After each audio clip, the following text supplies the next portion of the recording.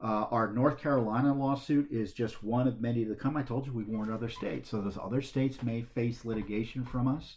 So I encourage you, if you're not already, to support our work, because there's, as I say, there's no one else doing this sort of election education and litigation the way Judicial Watch is.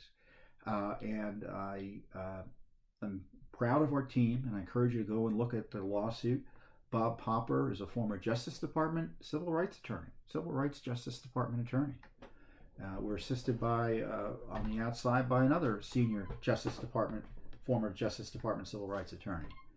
It's, because it's no surprise, because you know that Judicial Watch does the work the Justice Department is supposed to do. So as the Justice Department dithers, Judicial Watch steps up and has filed another key lawsuit that could result in as many as 1 million names being removed from North Carolina's voting rolls. And I'm hoping the lawsuit ends quickly.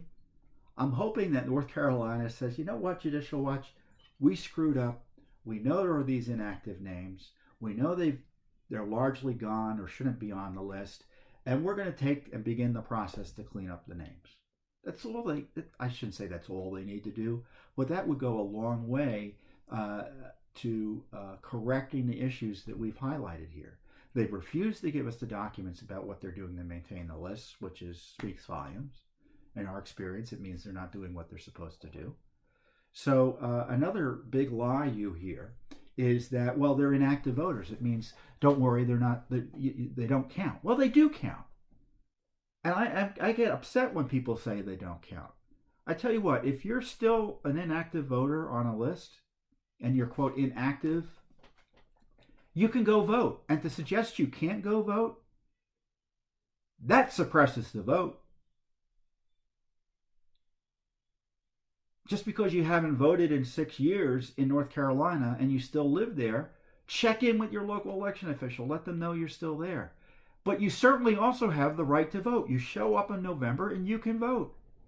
So when the politicians tell you to defend their lack of due diligence and basic fiduciary duties to you, that inactive voters are different, they're not different. Because if they're still residents and eligible to vote, they can vote. That's why they have to do the process to figure out if they're still there or not. So, Judicial Watch, again, we appreciate the president highlighting. He was talking about, I think, our California victory the other day. And he sees these dirty voters as voter fraud, evidence of voter fraud.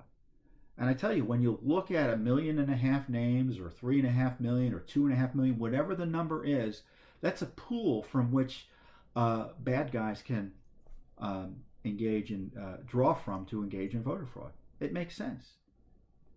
So the lawsuit was filed just this week, so it will take a while to litigate. And I say, everything's slow, but this process is getting somewhere.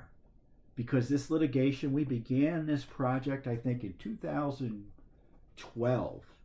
And since then, we've set new standards in law and have removed, through litigation and threats of litigation, where we're set to remove millions of people from the rolls who shouldn't be there under law.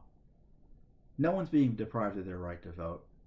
In fact, we're protecting your right to vote because we're making it harder for bad guys to steal votes using zombie voters on these rolls.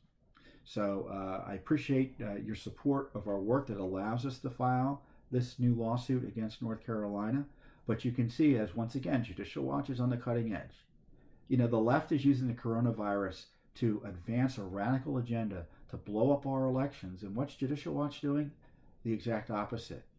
We're just doing our basic work, not using anything as an excuse, but this is the result of a very detail-oriented, serious legal and investigative process to protect your right to vote, to protect your civil rights. Because if you don't have the right to vote, what else is there?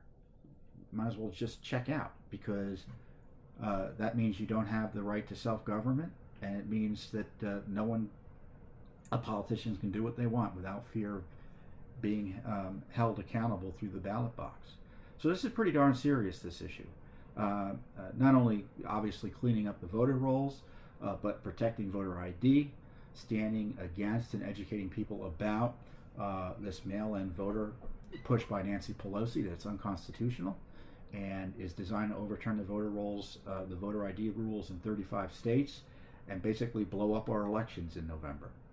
So this is pretty darn serious stuff, guys. And if you're not paying attention, I encourage you to. If you're not supporting our work, I encourage you to educate yourself about the issues I'm talking about, of course. Also support our work directly at judicialwatch.org. Thanks for tuning in. Be sure to subscribe to our YouTube channel to catch all the latest news from Judicial Watch.